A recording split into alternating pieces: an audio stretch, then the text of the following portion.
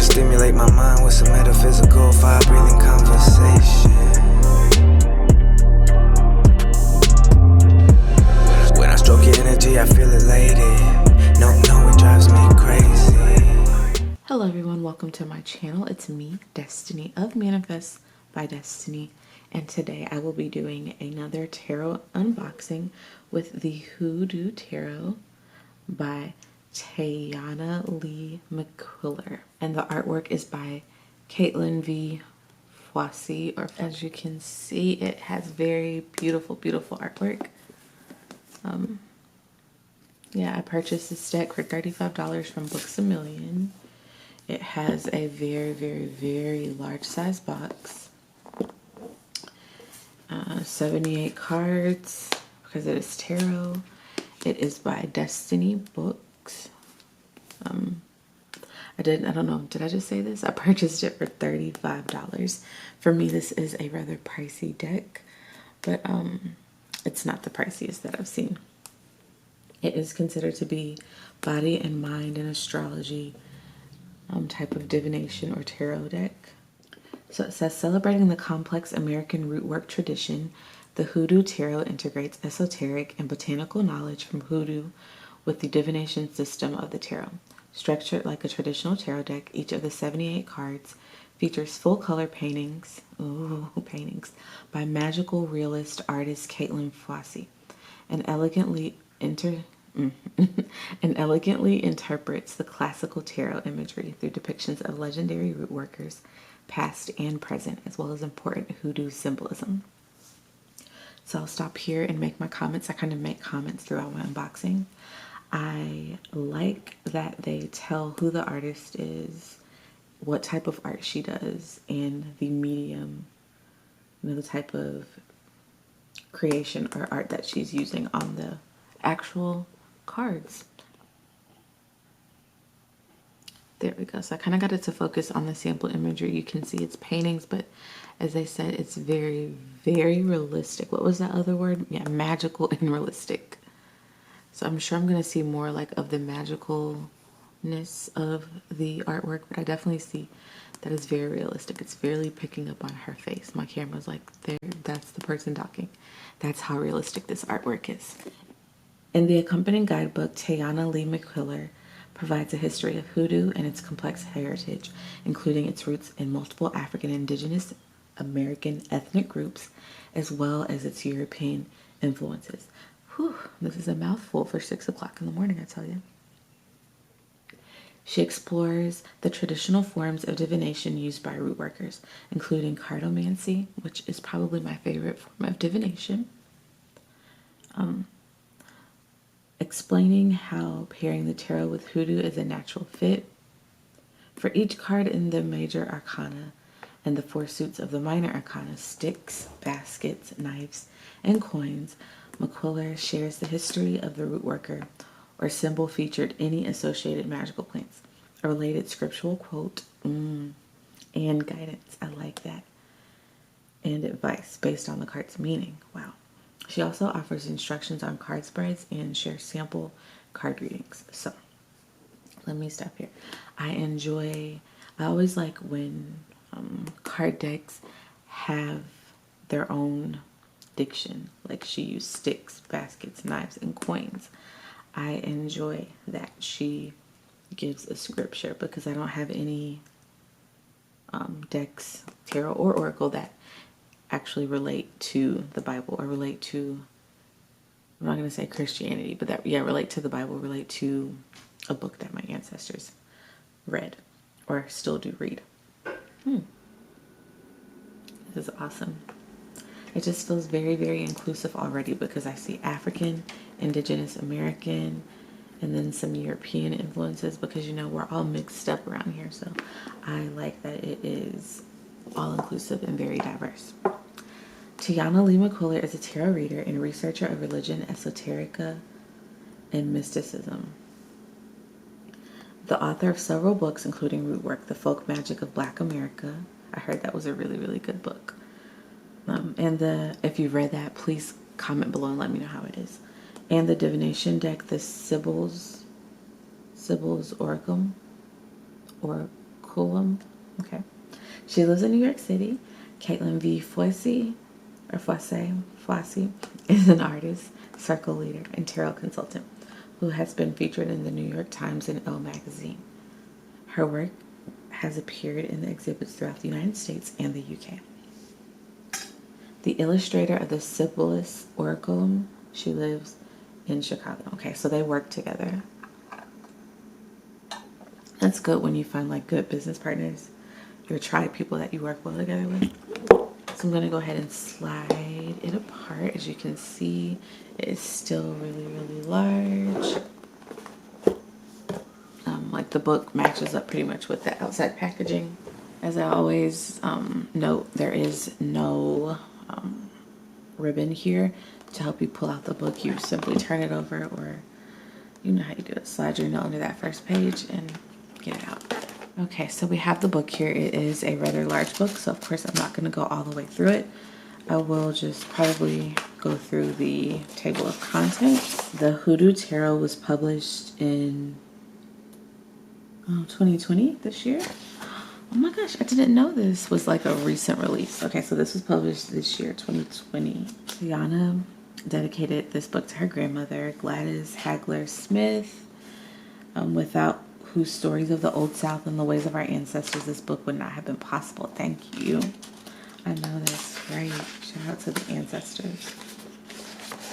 And then she goes straight into the guts of the book, the contents. So the introduction starts with culture, an inheritance, and a rebellion. Next, we have getting to know the Hoodoo Tarot. And it has like lots of subheadings under that, but I'm just doing like the major headings. We have Hoodoo spreads and sample readings. Then we go into the card meetings for the elders, which for this deck, that means the elder cards are the major arcana. We have the family, which are the court cards. We have the community, which are the minor arcana. Wow, that is so cool. The way that she, like, her thought process behind that is awesome. First of the community cards, and then we have suggested readings, which is very good. You should, everyone, if you're thinking of writing a book, thinking of creating some type of resource for people, always do suggested readings or cite where you got your information from, because it gives people something else to read and gives them other things to think about and introduces them to new things. Then we have about the author, and then about the illustrator. Boom with my wand, boom with my wand. Let's turn the page. Yeah, and then it goes into the introduction. This is where I kind of flip through. We have all of the like reference things. Hold on there, I think I saw some color. Oh wait, no, I think I was looking too fast. I do enjoy when there's color in the guidebooks that I purchased the decks for, but there's no color in these guidebooks. Everything is black and white. Yeah, as it said in the contents, we do have sample spread or Hoodoo spread sample readings. And then, oh, okay, I like that because then it gives you it shows you not just the spread, but it also shows you. So let's see, let me get you there. Shows you the spread, shows you the questions that you're asking of each card, you know, like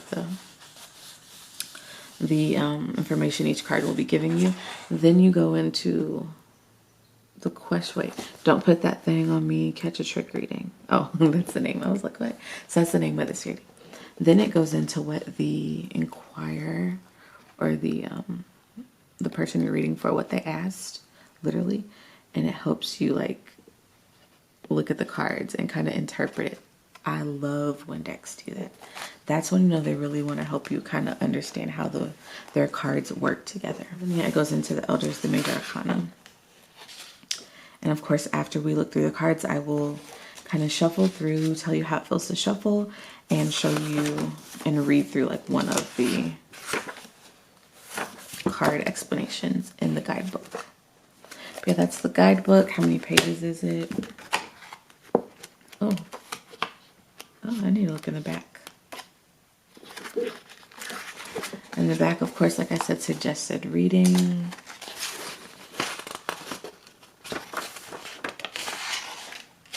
lots and lots of suggested readings in here, about 3 to 4 pages, maybe even 5 to 6. So you want to read about. This is Tayana Lee McKiller right here. I hope I'm saying her name right. I think it's Tayana Lee McQuiller, the illustrator.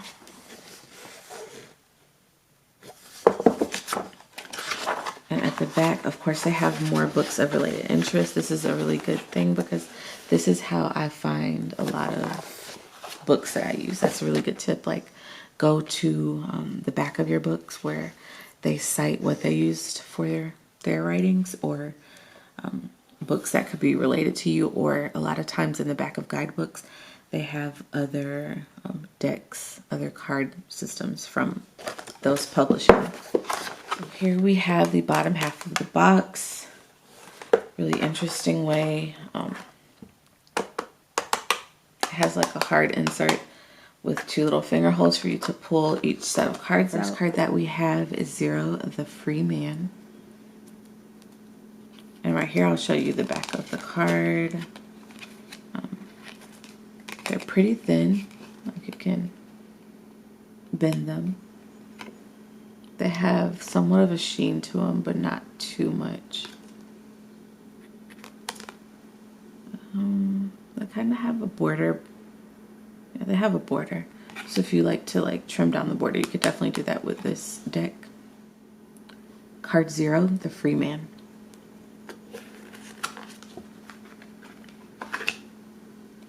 Card 1, Black Herman.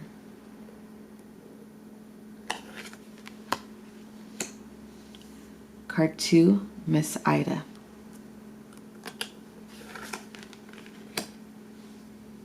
Card 3, the Big Queen.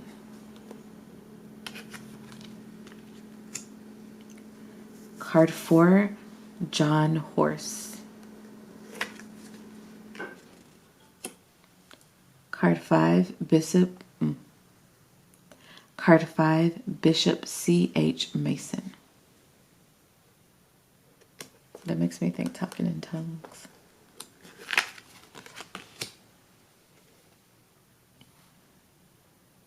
Card 6, Courting. That's cute. Courting. I love that. Courting. Card 7, Railroad Bill.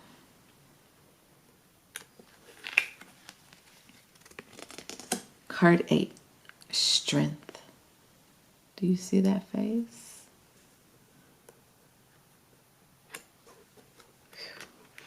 That's beautiful. Card 9, Dr. Grant. Card 10, Aunt Caroline. Or Aunt Carolyn. That's how I'd say it. However you say it. Auntie. That's Auntie.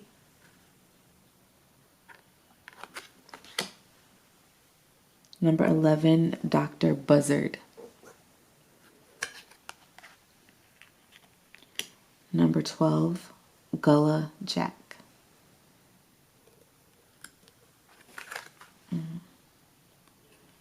Above his third eye, he has the symbol of Earth. He has the symbol of Earth. There we go. And then he has the 4 colors that, if you watched my, what was it called? If you watched my Sacred Visions Oracle deck unboxing, it's like a Native American themed, Indigenous American themed Oracle deck. And I learned about how the 4 directions are associated with the 4 colors, red, black, white, and yellow. And if you look, he has that. That's very, very beautiful. I like how the colors are muted, but the imagery is so powerful. Like, and where the color is, you know that it's there for a reason. So let's come back to, one of my favorite cards, card number 13 of the Major Arcana, Ancestors. The baby. The baby. Card 14, Father Sims. See that color? Like it pops out, but it's not overwhelming.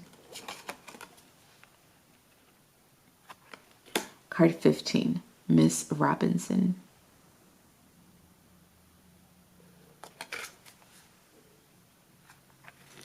Card 16, The Big House.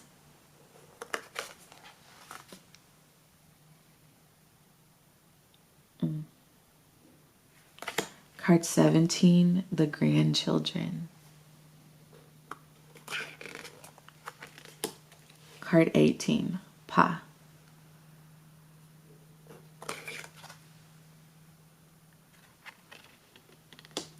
Card 19, Big Mama. I like that. I like how they switch that around. They have the grandfather on the moon card. They have the grandmother on the sun card. I see you. Grandma's so important, bruh. You can tell how important grandma is. She's full color. Grandma is the light, the sun. Oh, yes. Card 20, Dem Bones. And that is the card, the overarching theme of this divination system. That's how I see it whenever I see that artwork from the deck packaging. From the deck guidebook, it is card number 20, Dem Bones. We have card 21, The Garden. And then we get into the court cards, or I think she called it the, let's see, I'm going to use the correct terminology. So we are done with the major arcana, the elders cards. Now we're going into the family court, the court cards. And then we end with the community, which is the minor arcana. Mother of Sticks. Father of Sticks. Daughter of Sticks. Son of Sticks. So we just saw the king, the queen, the knight, the prince, or the page, and the princess. Mother of Baskets. I'm assuming that baskets will be water. That feels watery to me. Father of Baskets. Or is this earth? What does this look like to y'all? Earth, it's earth, because I don't see any water really. That looks so realistic. Like, so, that looks like someone's picture that they will start. Son of Baskets. Okay, so I'm seeing some water, but still flowers, so. Yeah, so the baskets is the water, so.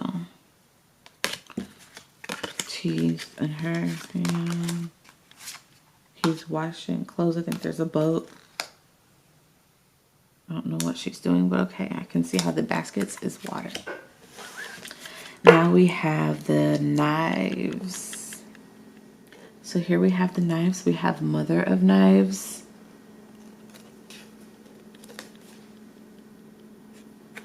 Father of Knives. Daughter of Knives. And Son of Knives.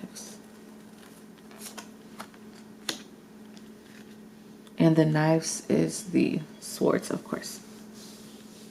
Now we have coins, which is the earth, or the pentacles. So we have Mother of Coins, really beautiful. She's sleeping, but she has all of this earth around her, like her spirit animals, her protectors. Father of Coins. Yo, this imagery is so intense. Daughter of Coins. This just makes me think of like daughter-in-law, the perfect hostess. Son of Coins. I love these cards. So we went through the family or the court cards. Now we're going to go through the community, the minor arcana cards. Okay, so we have Ace of Sticks, Two of Sticks, Three of Sticks, Four of Sticks, 5 of sticks, powerful, like the feeling, the emotion, the tone, it comes through in the imagery. 6 of sticks, 7 of sticks, 8 of sticks, 9 of sticks. This makes me think of, you know, I got that stick talk, that stick talk. 10 sticks, oppression for sure, I feel it. Or you could think like upward movement, sacrifice, getting to the end of a journey, reaching out to something new. I like that there's no keywords on here. You really kind of get the raw imagery and you get to make of it what you will if you're not, you know, using the guidebook or before you go to the guidebook. It's kind of like how I like to read cards. Let me know down below if you'd like to have a video on like how I read cards or how I learned to read cards or anything about tarot. Did I say that one? Yeah, I did. Ace of baskets, 2 of baskets, 3 of baskets, 4 of baskets. Look at her face. Bantu knots with the Apple Watch and the choker. Okay. With the eye roll. 5 of baskets, 6 of baskets, 7 of baskets, options, mental contemplation, peace, solitude, lavender, and the bathwater bubbles, relaxation. I like this card. 8 of baskets, you know the baskets again is the water. 9 of baskets, I really like this card. Has all my favorite things, jewelry, flowers, something that represents New Orleans, the alligator head, books, alcohol, passport, bread, money. What's this one? I think that might be a feather. 10 of baskets, ace of knives. Oh, 2 of knives. That is an intense photo. 3 of knives. 4 of knives. 5 of knives. 6 of knives. 7 of knives. 8 of knives, 9 of knives, 10 of knives,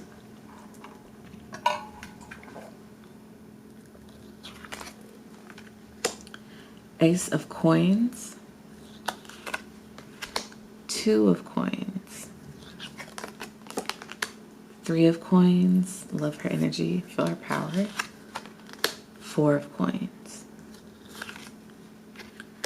5 of coins, 6 of coins. I really, really, really like this card. 7 of coins, 8 of coins, looks very realistic. 9 of coins. Hey, little kitty. Wow, look at her dress, y'all. Look at her dress. Do you see her dress? I'm gonna try to zoom in. Look at her. Look at that dress.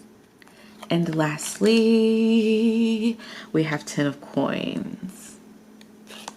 So that was like a walkthrough of the cards. Now I'm about to shuffle them just to see kind of how they feel in my hands. I don't know, I'm kind of like letting the cards move around like this so that some can be reversed and some can be upright. Because you know, you always need those external type of messages and those internal type of messages. That's what I look for when I interpret like upside down reverse cards.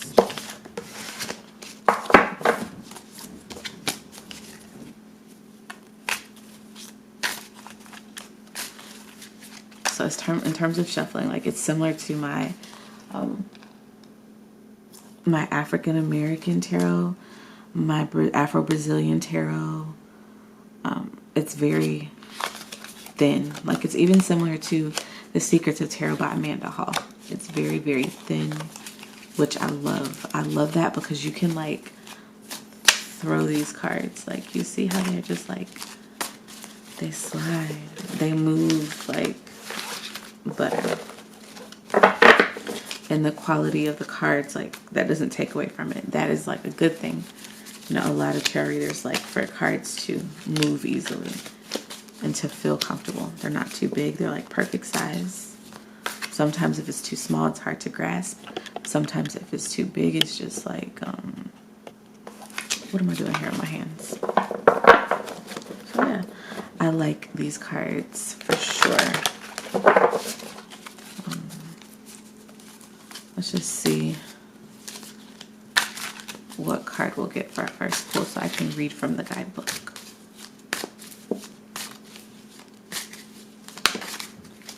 All right, we got a Fallout card. My favorite kind of card.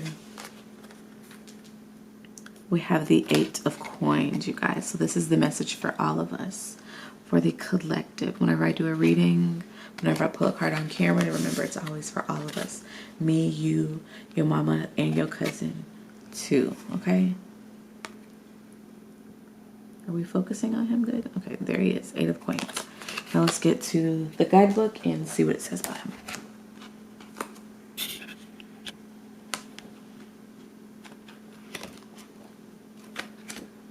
So the 8 of Coins is a community card or a minor arcana card.